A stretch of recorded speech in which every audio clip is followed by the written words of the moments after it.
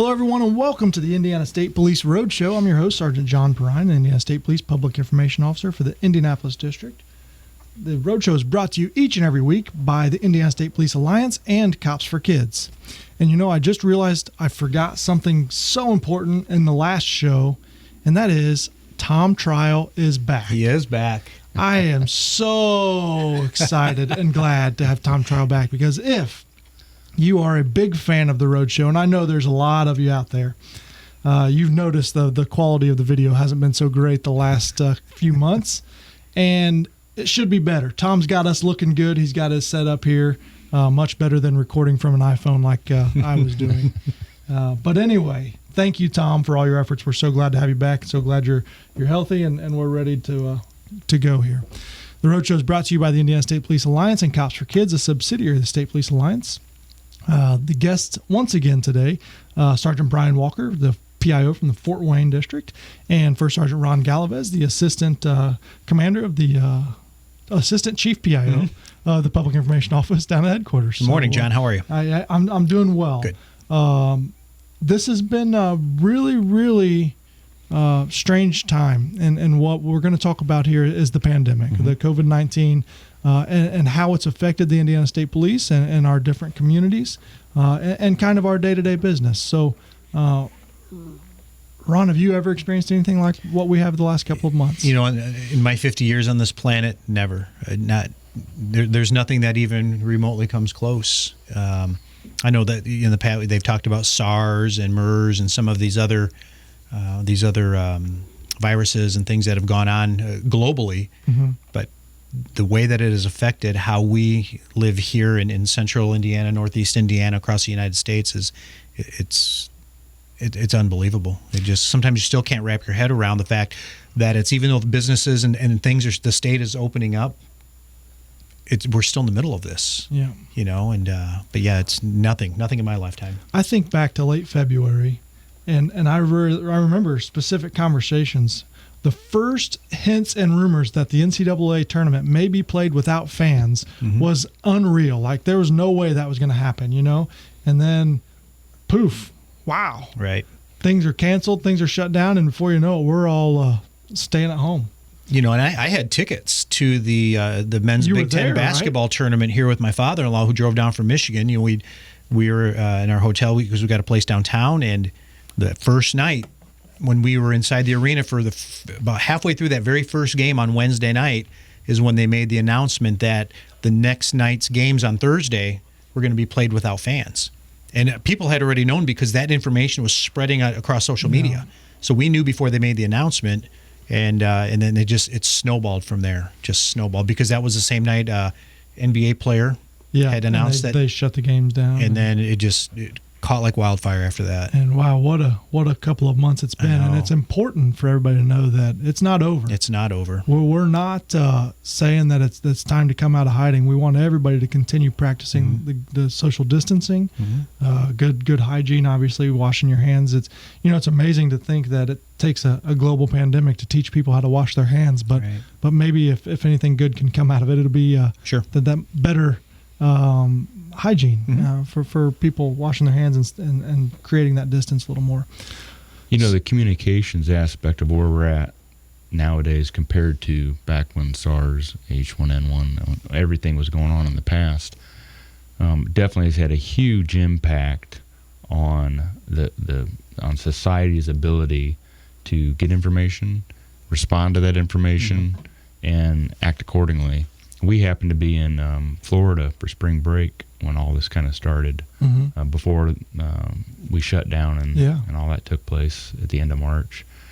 And to see a different area of the United States, Florida, and then all the states that we traveled through on the way back, everybody was on the same sheet of music, you know, and I think social media and our ability to communicate effectively, rapidly, has had a great response to the whole situation.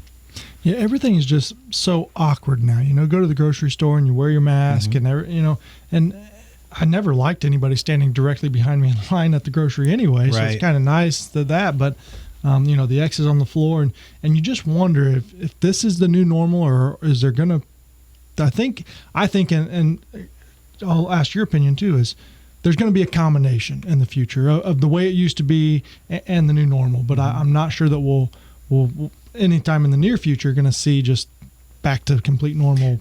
No, and I think when and again, I'm not a health expert whatsoever, but I think my opinion, when you see the global effect that this has had, I don't know that we can go back to bunching people up, 10 deep in a grocery line, back to back to back to back. I think we're going to see those marks on the floor, and the plexiglass shields for the cashiers and for their safety.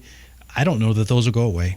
And speaking of the cashiers, wow, the unsung heroes of this pandemic is those service workers who got up and went to work every single day, knowing that so many people were able to stay home and not only that, but also putting up with what they had to put up with I'm sure unruly customers and what have you, people demanding certain things that they're always used to being able to get without even thinking twice about it. And our healthcare partners, you think about the doctors and nurses got a lot of credit, but I also credit every single person that works in those hospitals, the staff at the front desk and the people who clean the hospitals. They're all so essential and so appreciated. We are a freedom-loving society, but there has developed and there has to be a mutual respect for each other when we're dealing with issues like this, and I think we're getting there. Whether it's a new normal or not, I think people have a much better idea of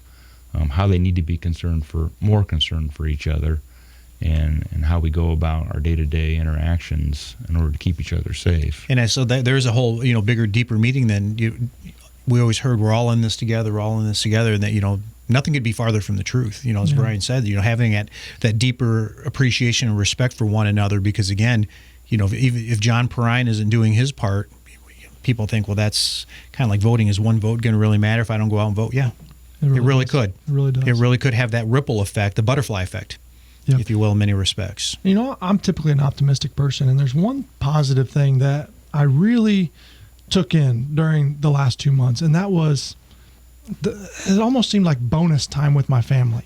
The kids were home from school, and in a time of year where we should have been busy every night of the week with baseball and soccer and all these other activities, we were home eating dinner around the table. We were outside playing in the yard together. We were just together playing games, doing things that otherwise maybe wouldn't have happened. And I've heard so many stories of our friends too, even with college age kids, like, we sat down and did a puzzle as a family, and that's just something positive, I think, to take out of this. We've got two children that are not children anymore, two that are in college, and having them back for the last several months, completely unexpected. I think you're right. We had a deeper appreciation for family, and we cherish the time that we've had, because then moving forward, we don't know what next semester or the following will bring, and we may not have that time again. So it has been really nice. Yeah. Yep, I don't disagree. I've got two young 20-somethings. One's out of school now and lives on her own. So she was hunkered down with in her place. So kind of having that distance, although the Zoom calls and the FaceTimes and all that notwithstanding, it's still not the same as being there. And our son came home from school at spring break and didn't go back. So we were blessed in part of that, being able to be with him, but it would have been nice to have our daughter home too. But we got through it. I've got a 15-year-old that's waiting to get her permit. Oh wow! And so the BMV has been a real issue and a challenge. And this has been a great time for her to understand and learn discipline and that waiting period that she's had to go through when she's chomping at the bit to get that permit. We're not there yet, but we're going to get there. Yeah, I know that our partners at the BMV have worked so hard. They really have. Just as everybody else. We were talking off air a little bit. It's trying to imagine being the head of a company, a business, an organization, and having to make these tough decisions that really affect people's livelihoods. I mean, it can't be an easy thing. No, and I think a lot of these, a lot of the heads of these organizations surround themselves with people that whose opinion they take in and they take into account. I can't imagine that a lot of these decisions are made in a vacuum. They're So you take the governor's office, for example. I mean, look at who at the table, a lot of his press conferences and these virtual meetings that he has, now twice a week. Mm-hmm. I mean, he's surrounding himself with people that are experts in their field and know what they're talking about and are able to articulate information to the public.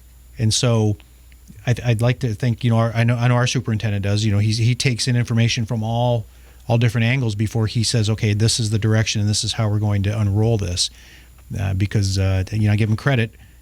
His motto is slow is fast. Yeah.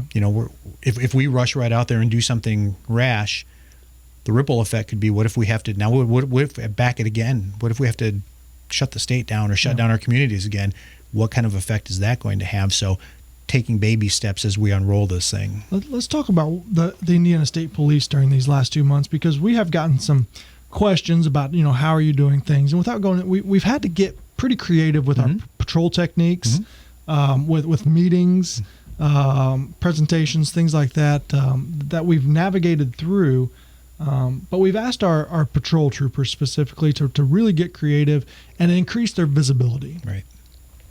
The nice thing about a police officer is that discretion that we're allowed to have. And so essentially the guidance, again, nobody said this is law or policy or rule. The guidance was use that discretion on things like, is an expired license plate really a safety violation? And do we really need to pull that vehicle over and cause that exposure between two people that may be unnecessary? So mm-hmm. we were just kind of leaning heavy on our troopers to get creative with the ways that they were out patrolling, because we didn't stay home. Our guys didn't just, lock their cars up and take 2 months off. They've been out there responding to the emergency calls, mm-hmm. But increasing that visibility as well. Well, and I think what I've seen up north is an increased effort in patrols. We always want to base our patrols on safety. What we do is we try and create a safe environment for everybody on the roadways. But by being more targeted in our efforts, especially with the extremely high speeds that we've been seeing. When we take a focus in that regard, we are having an effect that maybe before we were just spreading out our efforts a little bit more and kind of hitting everything. Yeah. So this has kind of brought us back a little bit, and it has been challenging for sure. Yep. And again, Ron, you typically work at headquarters where there's 40 or 50 people every day in their offices. Mm-hmm. Suddenly have to figure out a way to get all these people together, but not physically together. Right. We'll talk about some of the things that you guys have been doing. And so the use of technology, we talked about it in our last episode. The team, Microsoft Teams and Zoom and all these platforms that have exploded. Yeah. And so for us, it's been a tremendous opportunity for us to still keep involved, but also have the meetings and get the business of running an organization done on a day-to-day basis. The bills are still getting paid. Yeah. Logistical support is still being provided to our troopers in terms of tires for their cars, fuel, uniforms, those type of things. So the behind-the-scenes things that people take for granted, whether it's the public or even some of our folks on the road, are still getting done, and it's technology has provided that. So I think we're going to see a turning point, not only with us, but I think in our profession in general. How do we communicate going forward, and how do we run things without bringing 30 or 40 people in a room to a meeting, every so often, like used to be done. Now, I don't know if it's just me though, but does it seem like people talk more on a Zoom meeting than they do in person? Like some of these meetings seem to take a long time, and I don't know if it's like loneliness and they're just finally happy to have somebody to see and talk to, but it just seems like some of these meetings really get drug on because people tend to talk more than it seems like they do. If you can get the technology to work. Yeah. It's some of us are a little more challenged. We're thankful for it. You've been tuned into the Indiana State Police Roadshow with First Sergeant Ron Galavez and Sergeant Brian Walker from Fort Wayne. We've been talking about the Indiana State Police and our response and efforts during the COVID-19 pandemic. This thing's not over, folks. We want you to continue that social distancing. And again, really, really be cognizant of your contact with other people and your gatherings and things like that. The Roadshow is always brought to you by the Indiana State Police Alliance and Cops for Kids, a subsidiary of the State Police Alliance. I'm Sergeant John Perrine, and we will see you next time.